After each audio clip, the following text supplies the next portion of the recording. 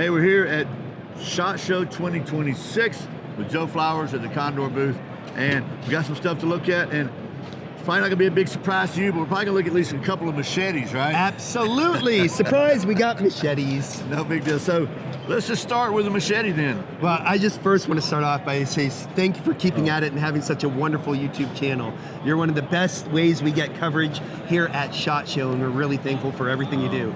So guys, support him, because it's really good to keep YouTubers like him happy and passionate about what we get to do. We're gonna have a hug in a minute. Yeah, but speaking of passion, I like machetes. So yeah, no kidding. You really like machetes?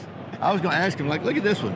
Yep, that's the Terra buoy. We got machetes because now you guys are becoming connoisseurs of big sling blades. We have 3 different edges with 3 different models that we'll go over. All 1075 high carbon steel with the Terra handle.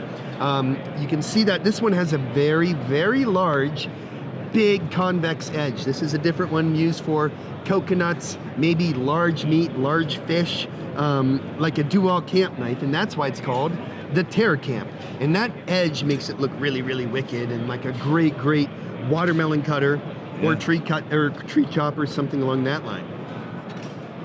The next one is the Terra buoy. You know, I had to say buoy. I got to be careful not saying Terra buoy, otherwise the internet yells at me.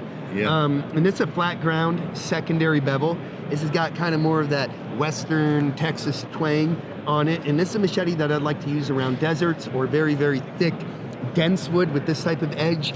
Bone, if I have to hack through really, really thick bone, I would go with this edge more. But I think my favorite out of all of these is the Roarlock. The Roarlock is a brainchild of me in watching way too many Godzilla movies. And if you look very carefully on the end here, this has nods to a Japanese Nata hatchet and a baton catcher right here. But if you look at it right, it looks like a certain giant monster in a certain way. One of the engineers down at Condor loves Godzilla too, so we busted this out. We looked at some of the new etching that we have and put the etching on there. This is a really cool design though for everybody who's a professional, all the way to people who are just starting to use machetes, because it's much lighter than some of the other ones too. There's a pinch grip here that you can hold on to for chopping straight up like a small nut or something along that line. And also, it's got a tip that's a little bit safer than other ones too. Now this particular one has a sharpened edge, but it's gonna be false edge right now. Feel how light that is in your hand. Oh wow, and right there is the balance point is just right there. Right Yes, there, right? So, yes. Yeah. This is very balanced. I'm not. It's gonna be a false edge? Yes, it's gonna be a false edge on the tip. On. Well, no, it's gonna be better that way because you can use it for prying and not hurt it. Or you can do what you want to with it when you get it, right? Exactly. It's easier to take off metal than put metal on, no matter what knife you have when you modify stuff. That's true. Yeah. But yeah, that's when I looked at these 3, this one kind of is the one that caught my eye. Yeah, I love that one. I like this design, this whole style here. Yeah, it's one that I pick up and I can't stop using. You know, I just did a trip to Guyana with the Wild Tails. You guys can check them out on the internet too. And they do a lot of small machete work. And just when I thought I had the precipice of big blade use knowledge, I learned so much more there about how you can use much smaller machetes. And that's one of the ideas that inspired this design. So it does have a lot of proven jungle use to work around the world. But instead of the Joe Show, let's talk about some other stuff. Pick up something you want me to talk about. I'm gonna save what my favorite immediately just jumped out at me for last, but I like this one. This is the cool. Leuco. Now that is my boy Goran Mikhailovic, who lives in the middle of the jungle in a treehouse, basically. He's a heck of a designer, a knife maker, and an Amazon expedition guide professional. Wow. I am one of my best friends. He's one of the people who I do my bushcraft global trips in Colombia, Brazil, and Peru with. And he also does stuff with National Geographic. And he's also a heck of a designer. He designed all of his houses up above the tree line, tree houses everywhere, non-invasive, and he makes a heck of a, he's actually Serbian German, and so it gives a little bit of that European style to this Leu style. Yeah, this is a Condor Leu. So that's kind of a Scandi grind? Correct. Yeah. Correct. Got a sharp spine here. Yes, it's a thicker craft knife too. And if you see the flared back end, you can pick that up if you got mittens on. It comes out of the sheath a little bit easier, kind of like the classic Puko style. So it comes with this dangler here. And you can pick it up and pull it out a lot easier out of the a lot of times you'll see that flared tip in cold weather, so when people are wearing mittens, they can pull it out of the sheath easier too. That's good. It's a really nice knife. I like that one a lot. And then we We saw got some this because, like, this for me is an excellent camp tool. Absolutely. Because, like, it's wide enough, you can split with it.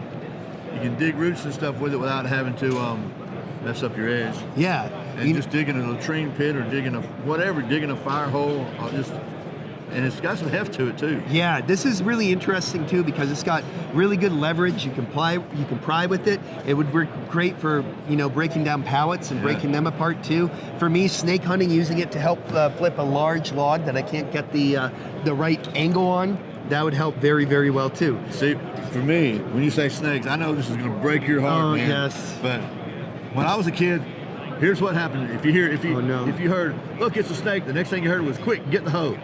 Oh no! So we got the hoe. Yeah, it's more modern times now. We have apps to identify poor little snakies, but guys, we understand. I It's won't go any okay. deeper than that. What's cool, I like this. Has got a really nice double sheath thing too, right? Yeah. So it flips over like that, and then does a little twist. Like that, Yep, and comes up and over I'm not too. gonna try to do that on camera, but yeah. No worries. Very cool. And with the sheath, with the Terra cams, they all have a universal sheath style that's canvas as well. But you picked up a really cool double-edged thing right there too. This is like got my attention. This screamed, pick me up, hold me, love me, caress me. And then shank somebody else. Please don't shank me. No, I'm not shanking. The Viking Ironside knife. It comes with a really beautiful leather sheath, full tank construction, 420 J2, double-edged. Really, really fantastic knife. And the finish on this thing is beautiful too. Mm-hmm. And man, we are surprisingly updating the leather on this too, so it might look a little bit different. Keep in mind, these are prototypes at SHOT Show. Here's the balance point. I mean, this is beautiful. It's highly shanky. It's yeah, well, you know where I would go with this. Yes, absolutely. So I'm not going to say it. You know where I would go. Yes, it works well for meat processing in some cases too. Very cool, yeah. So you can find out more about our stuff coming up, CondorTK.com. We're doing expeditions now in El Salvador. So I'll be taking people down to El Salvador. You get to visit the machete factory, the machete mecca. Oh, that's cool. We make 40,000 machetes a month for Central and South America. We're gonna go to an uninhabited island. We're also gonna check out Aztec ruins, a coffee plantation, possibly an ice cream, and this is all work in progress, but it's happening in, I believe, August. In the US, I'm gonna be having classes here in Virginia with Dr. Teresa Emmerich Camper from the UK on leather processing and fishing. So we're going to be doing fish leather. We're going to be doing fish trapping. I'm going to be teaching my Amazon jungle skills for fish in a private stocked trout pond and 300 acres of wildness on the New River in Virginia near Independence, where two rivers meet. It's a private property in my wife's family, and so I'm finally starting to do stuff here. It's going to be crazy. And that's Bushcraft Global doing that? Yep, it's through Bushcraft Global. You can find that on all my Instagrams and all that stuff here. We can put all the linkies in the internet devices down below. And of course, we have the Colombia trip coming up, spreading over to Guyana as well. And yeah, there's a lot of stuff going on. So guys, it's time to get your blade on and get outside. Yeah, because survival isn't an accident. Be prepared. No, I was gonna try and cue you up for the survival on purpose thing. See you next time.